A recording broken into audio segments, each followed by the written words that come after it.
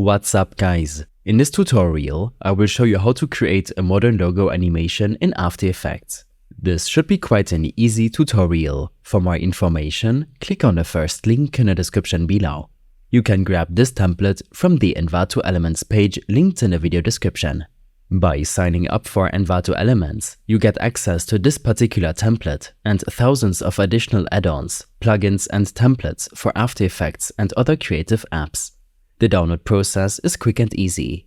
Once downloaded, you'll find the file in your Downloads folder, usually compressed. On a Windows PC, right-click the zip file and choose to extract it in your Downloads folder.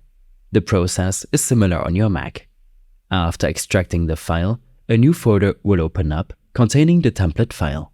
Drag and drop the file into your After Effects workspace. In the Project panel, click the arrow to expand and view the contents of the imported project. Double-click on the Place Your Logo Here composition to open it. This is where your logo will be positioned. If you see the provided Envato logo, simply click on it and press the Delete key to remove it. Now, import your own logo by dragging and dropping it into the project section. Make sure to use a logo file with a transparent background, usually in PNG format. Drag the logo file from the project section onto the timeline. Adjust the size and position of your logo by selecting the layer and pressing S for scale and Shift and P for position. Fine-tune these settings to your preference. Next, double-click on the composition named Render This to preview your logo reveal animation. Keep in mind that it might be laggy on the first playthrough.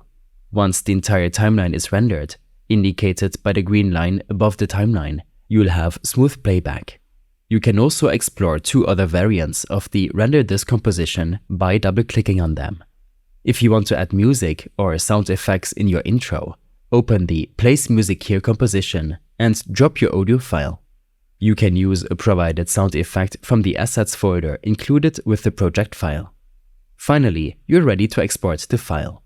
Go to File, Export, Add to Media Encoder queue. Once the composition is in the media encoder, click on the Start button to initiate the rendering process. These steps and more information will be available in my extensive guide linked in the description below. I hope this helped you out. Leave a comment if you have any questions and see you in the next one.